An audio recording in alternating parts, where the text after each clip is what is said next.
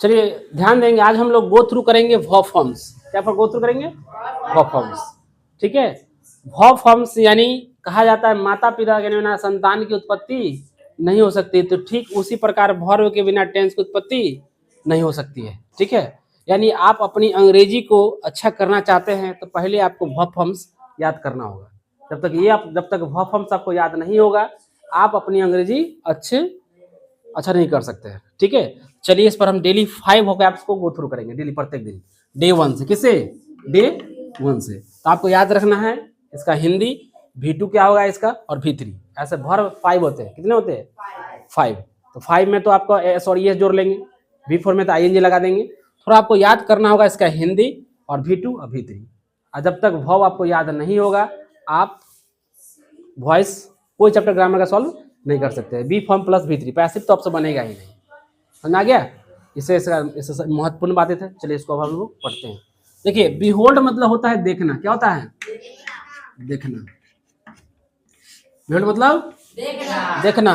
अब बिहोल्ड का V3 होता है बिहेल्ड। ऐसे लिखता हूँ मैं, कर्सिव हटा के लिख रहा हूँ, सब विद्यार्थी को समझ में आएगा। बिहोल्ड का क्या हो जाएगा? देखना। और बिहेल्ड इसका V2 हो जाएगा। क्या हो जाएगा? Beheld V2। क्लियर हो गया? और बउआ V3 भी क्या होगा? बिहेल्ड ही होगा। क्या होगा? बिहेल्ड। क्लियर हो गया? चलिए डेली इसमें 5 डे 1 से डे 2 डे 3 4 5 6 से चलेगा, जो टोटल वर्क करा देंगे। ठीक है, और देखो बुआ, इसको बोलते हैं क्लेव। क्या बोलते हैं? क्लेव। क्लेव मतलब शांति बनाए रखे। क्लेव मतलब होता है छेद करना। जब पूछे तब जवाब दीजिएगा। क्लेव मतलब छेद करना। ठीक है, ध्यान दे बोर्ड पर। अब क्लेव का V2 होता है क्लॉव। क्या होता है? क्लॉव। CLOVE।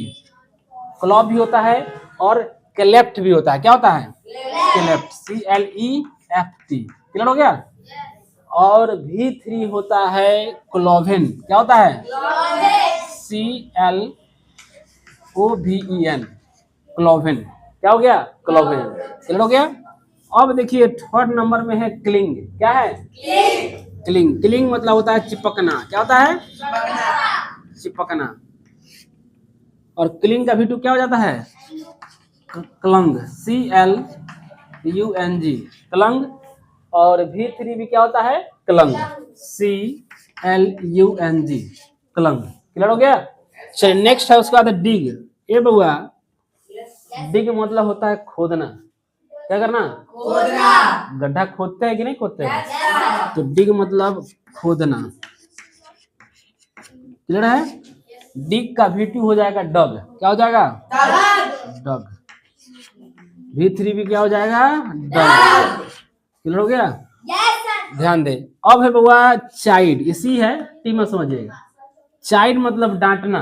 चाइल्ड मतलब डांटना। चाइल्ड का V2 होता है चीड। क्या होता है? चीड। और V3 भी क्या हो जाएगा? चीड। और चिडन भी होता है। क्या होता है? CHIDDEN। कहीं भी आपको दिखाई दे सकता है, दोनों आप याद कर लीजिएगा। क्लियर हो गया? ये बहुत आपके लिए एक्सट्रीमली इंपॉर्टेंट है। ठीक है, चलिए फिर हम लोग डे 1 हो गया। डे 2 में हम लोग मिलेंगे नेक्स्ट।